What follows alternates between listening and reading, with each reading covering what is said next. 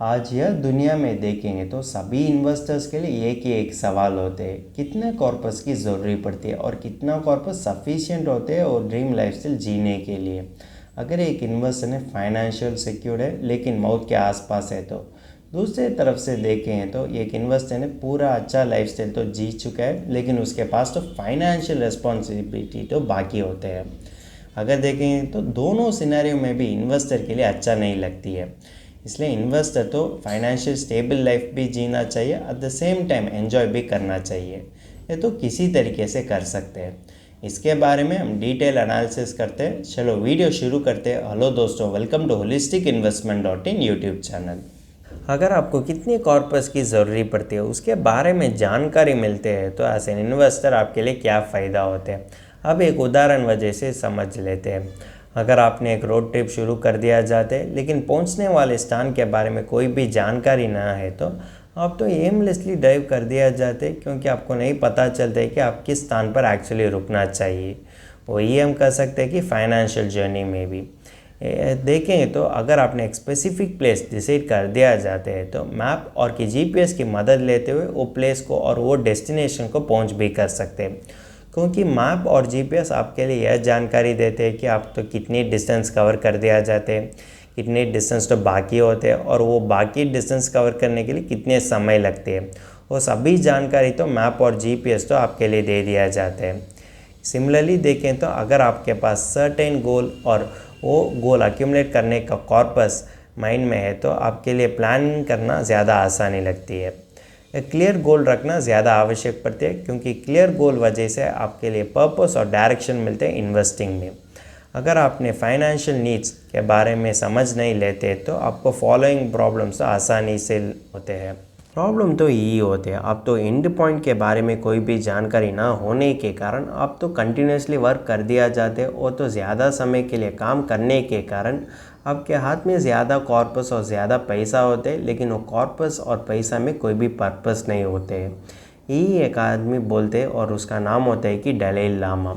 वो बोलते हैं ह्यूमैनिटी के बारे में, because he sacrifices his health in order to make money, then he sacrifices money to recuperate his health, and then he's so anxious about the future that he does not enjoy the present। इसका अर्थ तो होता है कि पहले तो आदमी तो पैसा के लिए ज़्यादा ध्यान दे दिया जाता है और हेल्थ को सैक्रिफाइस करते हैं, फिर इसके बाद वही हेल्थ के लिए पैसा को सैक्रिफाइस करते हैं और भविष्य काल के बारे में सोचते हुए वो तो प्रेजेंट को एंजॉय नहीं कर सकते। ये तो सैड पार्ट होता है ह्यूमैनिटी में। इसलिए हम कहते हैं कि अगर आपके लिए एक प्लान है तो आप तो एंजॉय कर सकते हैं और आपको पता है कि कितना कॉर्पस होना चाहिए आपका भविष्य काल का एक्सपेंसेस के लिए। इसलिए आपको प्लानिंग करने की ज़रूरत पड़ती है और कितना कॉर्पस होना चाहिए उसके बारे में जानकारी है तो ये प्रॉब्लम्स तो आसानी से टैकल कर सकते हैं। आपको यह बात ध्यान रखना, one size does not fit all. आपका दोस्त का फाइनेंशियल नीड्स और आपका फाइनेंशियल नीड्स तो भी अलग पड़ती है, इसीलिए आप तो इंडिविजुअल फाइनेंशियल प्लान रखते हैं तो आपको बेनिफिशियल हो सकेंगे। यह तो अब हम देखें कि एक सिंपल स्टेप्स जिसके वजह से आपका एक्चुअल रिक्वायरमेंट आप तो आसानी से कैलकुलेट कर सकते हैं। पहले स्टेप होते हैं कि लिस्ट आउट योर एक्सपेंसेस। इसका अर्थ होता है कि एक वर्ष में होने वाले सभी मंथली एक्सपेंसेस को लिस्ट आउट करने की ज़रूरत पड़ती है और कैलकुलेट करने की भी ज़रूरत पड़ती है। आइडियल प्लान तो इसी तरह की दिखते हैं। इस कारण के लिए आप तो भविष्य काल एक्सपेंसेस के लिए प्लान करने में आसानी लगती है और कॉर्पस अक्यूमुलेशन के बारे में भी सोचने की आसानी पड़ती है। अगर देखें तो कॉर्पस तो अलग पड़ती है आदमी से आदमी, क्योंकि हर आदमी के लिए कॉमन फाइनेंशियल नीड्स नहीं होते हैं। दूसरे स्टेप होते हैं कि टेक इनटू अकाउंट इन्फ्लेशन। अगर देखेंगे तो आपका रेगुलर खर्च में रिटेल इन्फ्लेशन तो इम्पैक्ट कर सकते हैं। अगर देखें तो रफली इन्फ्लेशन हो सकते हैं कि 6% एनुअली, लेकिन भी हर चीज़ का इन्फ्लेशन तो अलग पड़ती है, इसलिए उसके बारे में भी आपको जानकारी होना चाहिए। वो जानकारी तो आपको इफेक्टिव कॉर्पस अक्यूमुलेशन और कितने कॉर्पस अक्यूमुलेट करना चाहिए उस पर भी आपको जानकारी दे सकते हैं। तीसरा स्टेप होता है कि मेक फ्यूचर ग्रोथ प्रोजेक्शंस। अब तक आपको जानकारी मिल चुके है कि एक साल में कितना खर्च हो सकते हैं और फ्यूचर इन्फ्लेशन तो भी किसी तरीके से हो सकते हैं। इसलिए आप तो एक्सपेक्ट करते हुए प्लान कर सकते हैं कि अराउंड 80 ईयर्स तक। हम क्यों ये 80 ईयर्स चुनते हैं? क्योंकि 80 ईयर्स होते हैं कि average living years of human beings. इसीलिए आप तो 80 ईयर्स तक कैलकुलेट करने की ज़रूरी पड़ती है। ये 80 ईयर्स में आपका परिवार का सभी खर्च और कि उसका गोल्स के बारे में भी आप सोचना चाहिए, और वो गोल्स और खर्च के लिए कितनी कॉर्पस की ज़रूरी पड़ती है वो कॉर्पस के बारे में आपको जानकारी मिलते हैं। वो कॉर्पस वजह से आपको यह जानकारी भी मिलती है कि किसी तरीके से फाइनेंशियल प्लान कर सकते हैं वो कॉर्पस अटेन करने के लिए। चौथा स्टेप होता है कि टैक्स एंड इन्वेस्टमेंट्स। अब तक आपको जानकारी मिल चुकी है कि आपको कितने कॉर्पस की ज़रूरी पड़ती है, इसलिए आप टैक्स के बारे में भी सोचना चाहिए। अब हम देखेंगे तो यह टैक्स प्लानिंग आपको यह जानकारी दे सकते हैं कि अगर आप फाइनेंशियल फ्रीडम के लिए सही मार्ग में है या नहीं है। यह रियलिटी चेक तो आपको फाइनेंशियल जर्नी में एक कदम आगे चलने के लिए ज़्यादा मदद कर सकेंगे। अब आप तो एक रफ एस्टिमेट कर सकते हैं कि हर गोल के लिए कितने कॉर्पस की ज़रूरी पड़ती है और क्या समय लगती है उस गोल्स अचीव करने के लिए। अब एक सिनारियो देखेंगे। अगर एक आदमी होते हैं कि 30 ईयर्स और तो 45 ईयर्स में रिटायर करना चाहते हैं, उसके लिए 3 करोड़ की ज़रूरी पड़ती है अगर वो रिटायरमेंट के बाद भी उसी लाइफस्टाइल फॉलो करना चाहते हैं तो। ये तो प्रॉपरली एनालाइज करते हैं तो 15 ईयर्स ही बाकी होते हैं। इसलिए 15 ईयर्स में वो तो 3 करोड़ तो अक्यूमुलेट करना चाहिए। इसलिए उसका CAGR होना चाहिए कि 20%। इक्विटी मार्केट भी यह रिटर्न तो नहीं दे सकते हैं। हिस्ट्री ऑफ इक्विटी मार्केट में देखें तो भी यह रिटर्न तो इम्पॉसिबल होने के कारण यह इन्वेस्टर तो लुक्रेटिव स्कीम्स चुनने का मौका तो ज़्यादा होते हैं। लुक्रेटिव स्कीम्स तो प्रॉमिस करते हैं कि वो तो 40% रिटर्न दे सकते हैं, कि समटाइम 60% रिटर्न दे सकते हैं। लेकिन इसमें इन्वेस्टर तो ध्यान रखना चाहिए कि यह लुक्रेटिव स्कीम्स में ज़्यादा रिस्क पड़ती है। समटाइम वो तो पूरे कॉर्पस में रिस्क होने के कारण वो तो गरीबी भी हो सकते हैं, इतना रिस्क होते हैं वो लुक्रेटिव स्कीम्स में।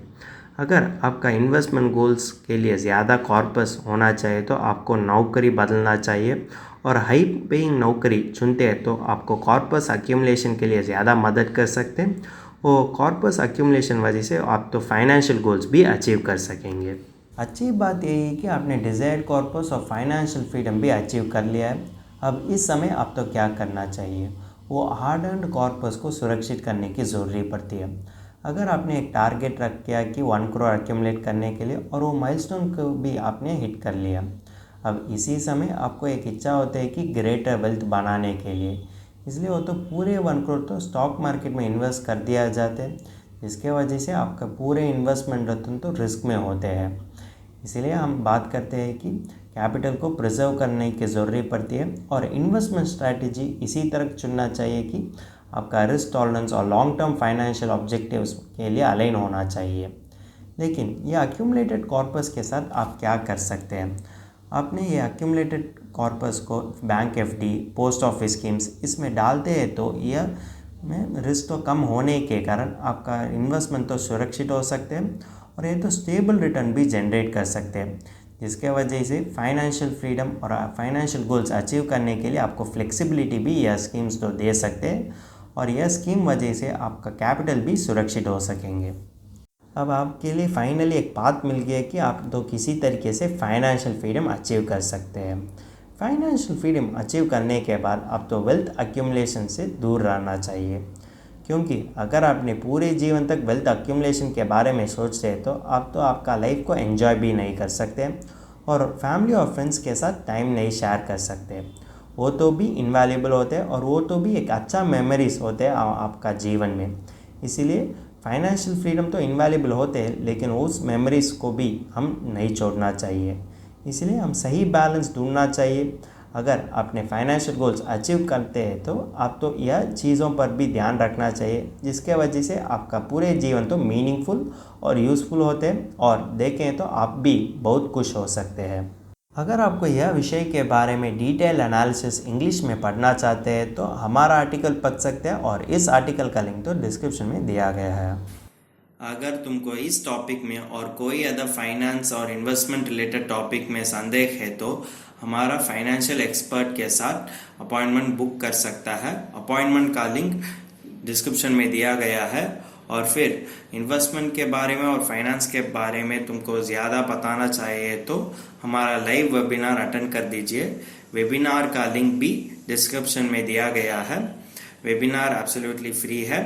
इस वीडियो तुमको पसंद है तो लाइक कर दीजिए, फ्रेंड्स के साथ शेयर कर दीजिए और ज़रूर सब्सक्राइब कर दीजिए।